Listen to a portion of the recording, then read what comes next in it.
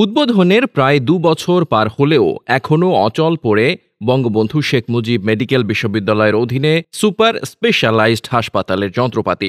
এ হাসপাতালের জন্য ২৮৩ কোটি টাকার যন্ত্র কেনা হলেও তা পড়ে আছে অচল অবস্থায়। এতে সেবা থেকে বঞ্চিত হচ্ছেন রোগীরা। জানা যায় ২০২২ সালের ১৪ সেপ্টেম্বর ৭৫০ শয্যা বিশিষ্ট হাসপাতালটি উদ্বোধন করেন প্রধানমন্ত্রী শেখ হাসিনা। এ হাসপাতালে নিয়মিত প্রায় ৫০ জনের মতো রোগী ভর্তি থাকে। দৈনিক সর্বোচ্চ ১০০টি পরীক্ষা নিরীক্ষা করা হয়।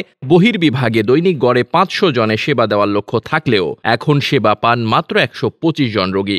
এ হাসপাতালের বিভিন্ন বিভাগে রয়েছে ১৪টি অত্যাধুনিক অপারেশন থিয়েটার, ১০০ শয্যার আইসিইউ, জরুরি বিভাগে আছে ১০০টি শয্যা, আছে ভিভিআইপি কেবিন ৬টি, ভিআইপি কেবিন ২২টি এবং ডিলাক্স শয্যা ২৫টি। সেন্টার ভিত্তিক প্রতিটি ওয়ার্ডে স্থাপন করা হয়েছে ৮টি করে শয্যা। হাসপাতালটিতে রয়েছে নিউম্যাটিক টিউব, যার মাধ্যমে রক্ত সংগ্রহের পর স্বয়ংক্রিয়ভাবে নির্দেশিত বিভাগে চলে যায়।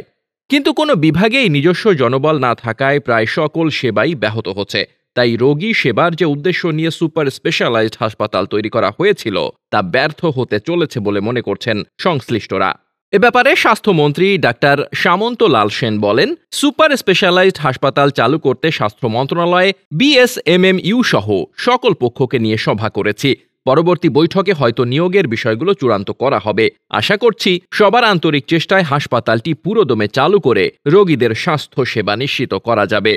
স্বাস্থ্য মন্ত্রণালয় ও বিএসএমএমইউ সূত্র জানিয়েছে, ভুল ব্যবস্থাপনা, জনবল নিয়োগে অনিয়ম, দুর্নীতির কারণে চাহিদার ৮৬% কম জনবল দিয়ে ধুঁকে ধুঁকে চলছে দক্ষিণ কোরিয়ার অর্থায়নে গড়ে ওঠা বিশেষায়িত হাসপাতাল।